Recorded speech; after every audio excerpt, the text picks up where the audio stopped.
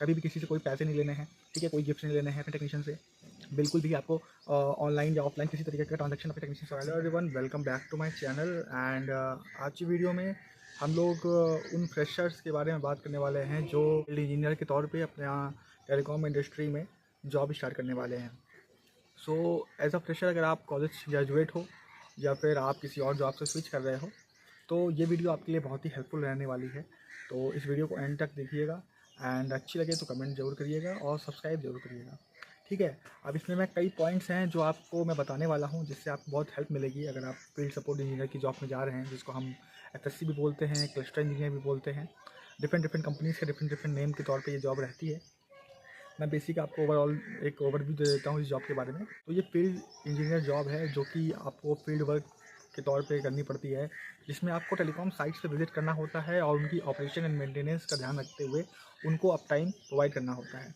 आपके अंडर में एक टेक्नीशियन की टीम भी रहती है और उनको आपको मॉनिटर करना होता है और साथ में आपको एसएमई या आईएमई के साथ सबके साथ पार्टनर को भी ध्यान में रखते हुए अपनी साइट को परफेक्ट रख के, ओके रख के, ऑटोमेशन में रख के आपको अच्छा टाइम देना होता है हमारे जो कस्टमर हैं एयरटेल, वोडाफोन, जियो, इनको, ठीक है। अब बात करते हैं अगर आप फ्रेशर हो तो आपके लिए क्या क्या चीज़ें हैं जो आपको जानकारी में रखनी चाहिए। आप इस जॉब में जब आ रहे हो तो आपको क्या क्या चीज़ें पता होनी चाहिए या आप इसमें कैसे एंटर करने के बाद सर्वाइव करोगे।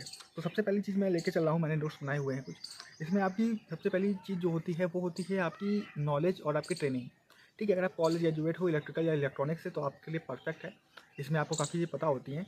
बट जब आप फील्ड पे जाते हो अपने किसी सीनियर एफएससी के साथ, क्योंकि आपकी ट्रेनिंग करवाई जाती है, फ्रेशर की तो करवाई जाती है जो कॉलेज ग्रेजुएट होते हैं, तो आपको एक एफएससी अलाइन किया जाता है जिनके साथ में आपको साइट विजिट करनी होती है और उनसे आप सीख सकते हो आपकी साइट में क्या क्या चीज़ें लगी होती हैं, उनका ऑपरेशन कैसे होता है, उनकी सेटिंग्स कैसे होती हैं और भी जो भी डेली बेसिस पे जो आपके टास्क होते हैं या इश्यूज आते हैं उनको टैकल करने का तरीका आप अपने सीनियर एफएससी से सीख सकते हो।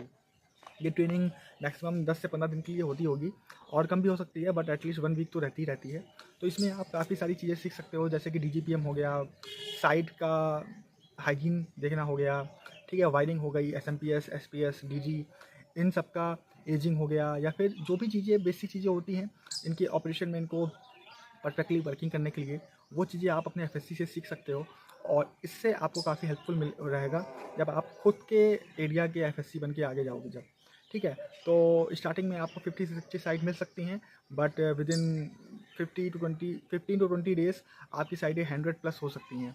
वो डिपेंड करता है आपका एरिया कैसा है, आपके एरिया में कितने एफएससी उस वक्त हैं, ठीक है। तो आपको इस चीज़ का बहुत ध्यान रखना है। जब आपकी ट्रेनिंग का टाइम चलेगा तो आपको चीज़ें पढ़नी है, समझनी है और नोट करके रखनी है, जैसे कि इंपॉर्टेंट रीडिंग्स होती हैं, ठीक है। इंपॉर्टेंट वोल्टेज का लेवल होता है जैसे 46 voltage, 44 voltage, LVD cut down होती है ना। तो ये सब डीजी स्टार्ट कितने वोल्टेज पे होगा, ये सब चीज़ें आपको अपने एफएससी से पता करके रखनी है। और आपकी फील्ड में टेक्नीशियन भी बताते हैं, बट आप पहले से प्रिपेयर होकर चलो कि आपको सब कुछ पता रहे, आपको फील्ड में पूछना ना पड़े, ठीक है। उसके बाद जब आप फील्ड में जाते हो तो सबसे पहली चीज़ होती है आपका जो भी डिस्ट्रिक्ट, जो भी सिटी आपको अलॉट होती है, वहाँ पे जाके आपको अपना रूम लेना होता है। तो आपको अपने रूम के लिए ज़्यादा सोचने की ज़रूरत नहीं पड़ती है। आप कुछ दिन, 2-3 दिन अपना किसी रूम पे आप रहो, वो कंपनी, मोस्टली कंपनी तो आपका एकोमोडेशन कुछ दिन के लिए प्रोवाइड करती हैं, ठीक है, तो वो आपका रिइंबर्समेंट में हो जाएगा।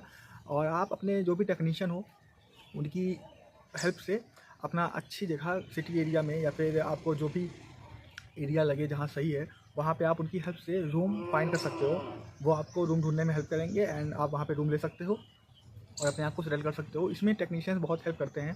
मेरे पर्सनल एक्सपीरियंस में मेरे टेक्नीशियंस ने ही मेरा रूम ढूंढा था एंड उन्होंने बहुत हेल्प किया था स्टार्टिंग के डेज़ में, क्योंकि मैं भी फ्रेशर था। एंड कुछ टेक्नीशियंस ऐसे होते हैं जो आपको परेशान नहीं करते हैं स्टार्टिंग में, और उनका नेचर होता है कि आप न्यू हो, आप भले ही वो आपसे ज़्यादा एक्सपीरियंस रखे हैं बट आप उनके सीनियर हो तो वो आपको अच्छा ट्रीट भी करते हैं।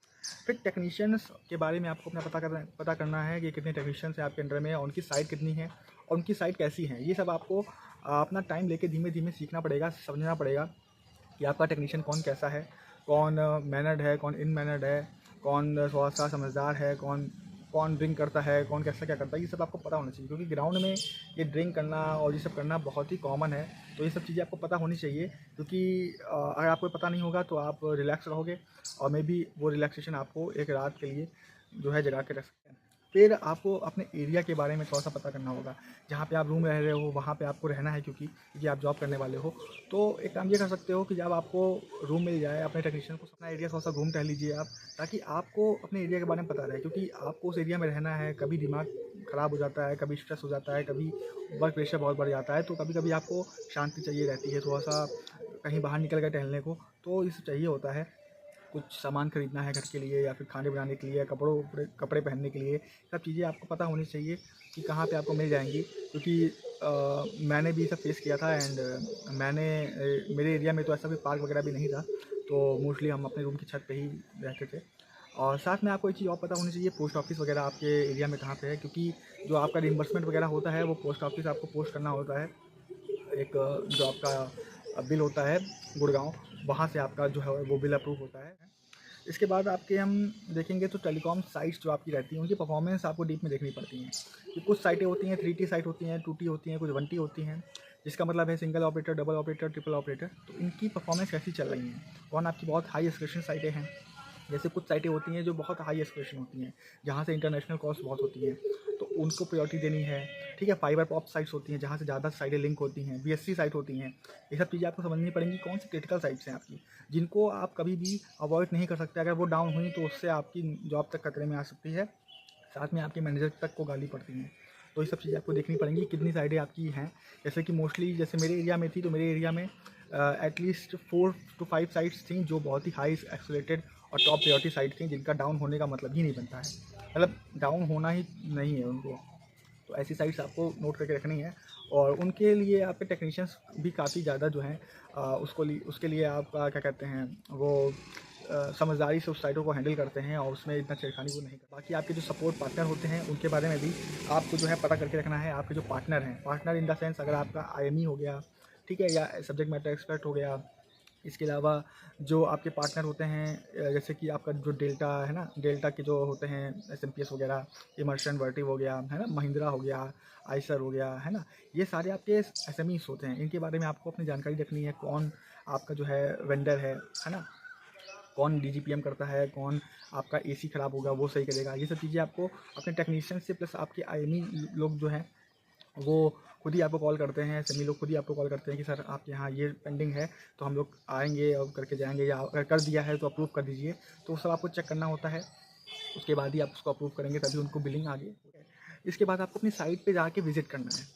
साइट पे विजिट करना है आपको, विजिट करके क्या क्या देखना है, साइट की हाइजीन देखनी है, साइट के इक्विपमेंट देखने हैं सारे जो हैं परफेक्ट लाइन ऑर्डर में है कि नहीं है, वायरिंग देखनी है।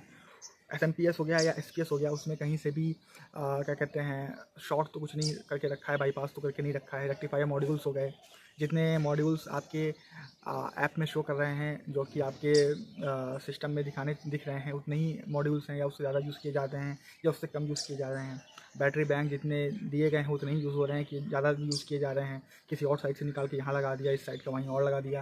ये सब भी बहुत होता है, कॉमन होता है। तो ये सब आपको देखना है कि जो आपकी डॉक्यूमेंट्री दी हुई है आपके ऐप में प्रॉपर दिया होता है, ये साइट है, इस साइट का नाम है, इस साइट पे कौन सा ऑपरेटर है, इस साइट पे क्या क्या आइटम लगा हुआ है, क्या क्या इक्विपमेंट लगे हुए हैं, वो सब दिया रहता है। उसके हिसाब से है कि नहीं है, अगर नहीं है तो उसको आपको जो है अपने टेक्नीशियन से कह के सही करवाना है ना। ये सब जॉब में आप लोग को देखना पड़ेगा, ठीक है। फिर आपकी जो भी इक्विपमेंट्स हैं, अगर पुराना कोई काम आपका जो पहले FSC था वो करके गया है, मान लीजिए उसने किसी चीज़ को लेके SMPS को लेके TT रेस की है, ठीक है, तो TT क्लोज हुई कि नहीं हुई, है ना, ये सब आपको देखना पड़ेगा। या TT रेस है, अगर आपका टेक्नीशियन कह रहा है कोई इंक्वायरी नहीं लगी, कोई सॉल्व करने नहीं आया ये इशू, तो आपको अपने पार्टनर से बात करनी होगी, ठीक है। तो पुराना वाला जो आपका काम पेंडिंग हो रह गया है उसको भी आपको करना होता है। साथ में एक चीज़ और आती है, जो एजिंग का क्राइटेरिया होता है वो भी आपको पता होना चाहिए, ताकि जब आप साइट पे जाओ तो अगर आपका बैटरी बैंक एजिंग में है तो आप उसकी TT रेस करके MRF रेस करके उसको आप रिप्लेसमेंट के लिए डाल सको, और घर आके आपको उसका मेल भी करना होता है अपने अपने मैनेजर से अप्रूवल लेके।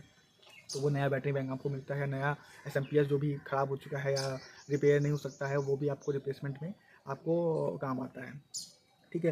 तो ये सब चीज़ें आपको पता होना चाहिए। साथ में आपको अपने जो भी जोन है वहाँ पे EV रोस्टिंग का भी पता होना चाहिए, क्योंकि गांव में अगर आप हो तो वहाँ पे लाइट सिर्फ 8-10 घंटे के लिए आती है, और वो सेक्शंस में डिवाइड करके डिफरेंट डिफरेंट विलेजेस में अपनी लाइट को डिस्ट्रीब्यूट करते हैं। मान लीजिए सुबह यहाँ आ रही है तो शाम को वहाँ आ रही है, रात में वहाँ आ रही है, ऐसे करके रोस्टिंग होती है। तो वो भी आपको पता होना चाहिए कि ये रोस्टिंग हो रही है नहीं हो रही है, क्योंकि समर्स में ये चीज़ बहुत कॉमन है, क्योंकि खेत वगैरह रहते हैं तो वो भी लाइट काट देते हैं ताकि फायर वगैरह इंसिडेंट ना हो, ठीक है।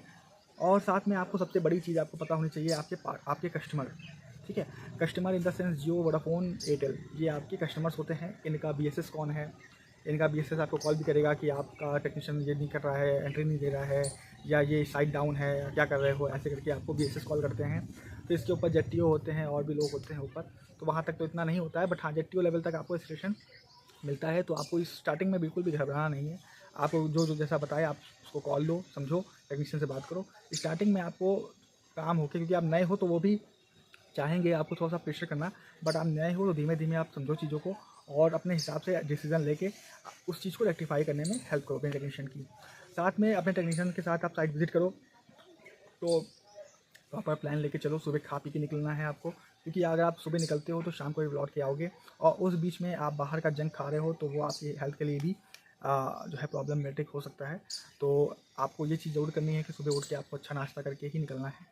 सुबह उठते ही आपका वर्क स्टार्ट हो जाता है फ्रॉम कॉलिंग, और टीबीटी कॉल्स होती हैं कुछ कंपनीज़ में, जिसमें आपको अपने टेक्नीशियन के साथ जो है डेली बेसिस पे कॉल पे रहना है, एंड उनसे कुछ अगर ऑनगोइंग प्रोजेक्ट्स हैं तो उनके बारे में भी बात करनी होती है, ठीक है। तो ऐसे करके बहुत सी चीज़ें हैं जो आपको ध्यान रखनी है। अपना जो है कोई पैसे नहीं लेने हैं, ठीक है, कोई गिफ्ट नहीं लेने हैं अपने टेक्नीशियन से, बिल्कुल भी। आपको ऑनलाइन या ऑफलाइन किसी तरीके का ट्रांजैक्शन अपने टेक्नीशियन के साथ, तो आपका जो है इंटीग्रिटी पे आ जाता है, और उसके बाद हो सकता है आगे चल के वो आपको ब्लैकमेल कर ले, या फिर आपका जो कंपनी है वही ये डिटेक्ट कर ले और आपकी जॉब उसमें जा सकती है, और आप हाईलाइटेड भी हो सकते हो उसमें। तो इन सब चीज़ों से आपको दूरी बना के रखनी है। और इस जॉब में आपको बहुत ज़्यादा स्टार्टिंग में प्रेशर पड़ेगा, क्योंकि आपकी बिल्कुल भी आदत नहीं होगी 24/7 कॉल लेने की, और रात रात में कॉल आती हैं, तो उससे आपकी स्लीप साइकिल भी डिस्टर्ब होती है, और उसको आपको मैनेज करने में 1 महीना तो लगता ही लगता है। तो ये सब चीज़ें हैं जो मुझे लगता है जो स्टार्टिंग तौर पे आपको पता होनी चाहिए, और आप इन चीज़ों को प्रिपेयर होकर चलो। और संडे को छुट्टी रहती है आपकी, उस दिन आपको बिल्कुल निकलने की ज़रूरत नहीं रहती है, बट मंडे टू सैटरडे आपको अपने प्रॉपर 9 या 9:30 10 बजे तक तो अपनी साइट्स के लिए निकलना होता है, और पर डे 4 से 5 साइटें आपको करनी ही होती हैं। और भी कुछ चीज़ें रही हों तो आप मुझे बताइएगा। बाकी मैक्सिमम चीज़ें तो मैंने कवर कर दी हैं जो मुझे रिकॉल हुई। एंड ये वीडियो अगर आपको हेल्पफुल लगती है, या आपको लगता है कि इससे कुछ फ़ायदा होगा, तो बिल्कुल इस वीडियो को लाइक कर दीजिएगा और कमेंट करके बताइएगा ज़रूर। और मिलते हैं नेक्स्ट वीडियो में, जिसमें भी हम एफएससी के बारे में ही बात करेंगे, कुछ इश्यूज़ के बारे में जो आपको डेली बेसिस पे फेस करने होते हैं। तो अगर आपने ये वीडियो देखी अच्छी लगी है तो नेक्स्ट वीडियो के लिए भी आप बिल्कुल रेडी रहिएगा, उसमें भी आपको बहुत ही हेल्पफुल चीज़ें मिलेंगी जानने को। So thank you for watching my video. Please like, subscribe and do comment about this.